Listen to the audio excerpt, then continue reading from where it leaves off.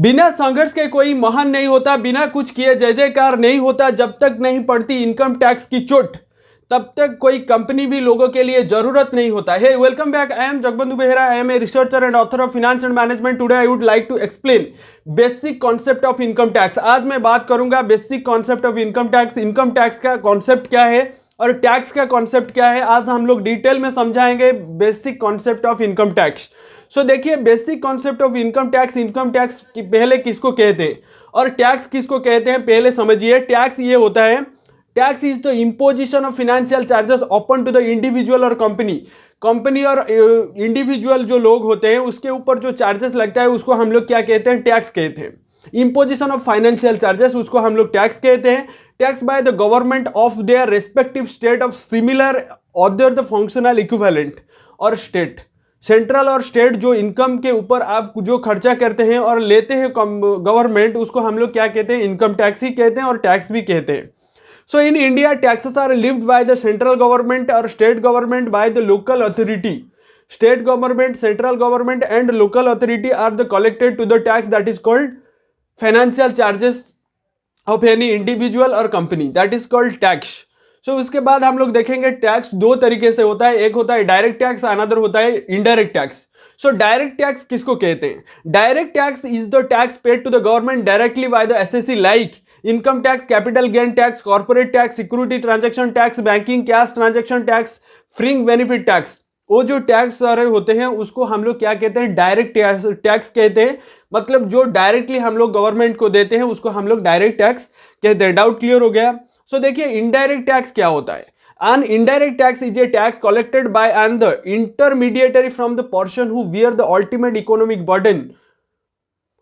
Intermediary of the person who bear the ultimate economic burden of the taxes, and indirect taxes is one that can be shifted by the taxpayer to someone else. Taxpayer to someone else, वो जो tax indirect taxes हम देते हैं वो indirectly government के पास पहुंचता है, उसको हम लोग इनडायरेक्ट टैक्स कहते हैं। वो जो होता है सर्विस टैक्स होता है, सेंट्रल टैक्स होता है, जीएसटी होता है, वो पहले जमाने में भाट था, उसको हम लोग क्या कहते हैं, इनडायरेक्ट टैक्सेस। आपको मालूम हो गया डायरेक्ट टैक्स और इनडायरेक्ट टैक्सेस क्या है। उसके बाद हम लोग देखेंगे इनकम टैक्स। देखिए, income tax it is the very very important concept to the central government and state government also.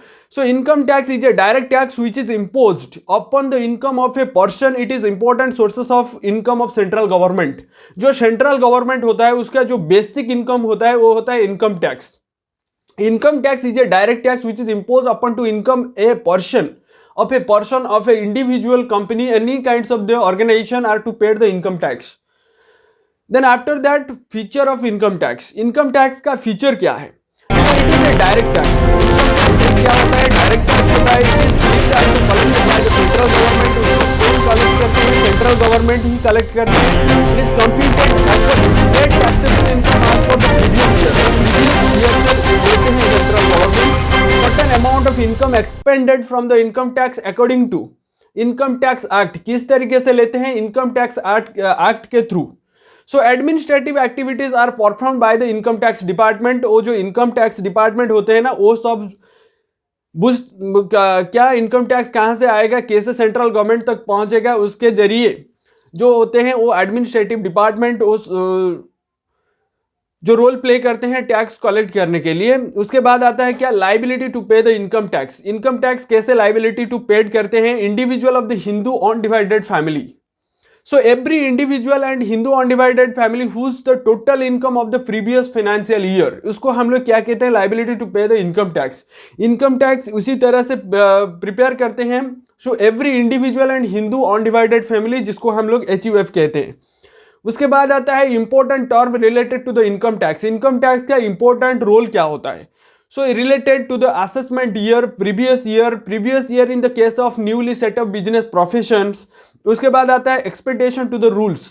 वो सारे चीज जो होता है वो होता है important term related to the income tax. Income tax का पहला जो होता है वो असेसमेंट ईयर होता है, सेकंड होता है प्रीवियस ईयर, थर्ड होता है previous year in the case of newly set up the business and professions, and last one होता है expectation to the rules. Assessment year किसको कहते हैं? देखिए, assessment year according to the income tax act, जो income tax act India में काम कर रहा है उसके देखेंगे तो हम लोग income tax as the assessment year is the period of 12 months 12 months यानी आप जनवरी से स्टार्ट करेंगे तो दिसंबर में एंड होगा, ज़्यादातर मार्च से अप्रैल से स्टार्ट होकर मार्च 31 में खत्म हो जाता है, उसको हम लोग 12 मंथ्स मानते हैं। which is starts from the 1st April to every year ends of the 31st March to the next year, that is called assessment year। इसको हम लोग AY कहते हैं, असेसमेंट ईयर। डाउट क्लियर हो गया है? उसके बाद असेसमेंट के ईयर के बाद आता है प्रीवियस ईयर। प्रीवियस ईयर किसको कहते हैं? Income on in a year is taxable in the next year. जो आप इनकम करते हैं और नेक्स्ट ईयर क्या होता है, टैक्सेबल होता है, उसको हम लोग क्या कहते हैं, previous year. The year in which the income is earned is known as previous year at the next year. Previous year at the next year, उसको हम लोग प्रीवियस ईयर कहते हैं। उसके बाद आता है क्या, previous year in the case of newly setup the business and profession. जो लोग न्यूली काम करते हैं, मतलब नया काम करते हैं, उसके ऊपर क्या टैक्स कटता है हम लोग देखेंगे। In case of the newly setup the business profession of the new sources of income the first previous year is period of 12 months और लेस देन 12 मंथ्स।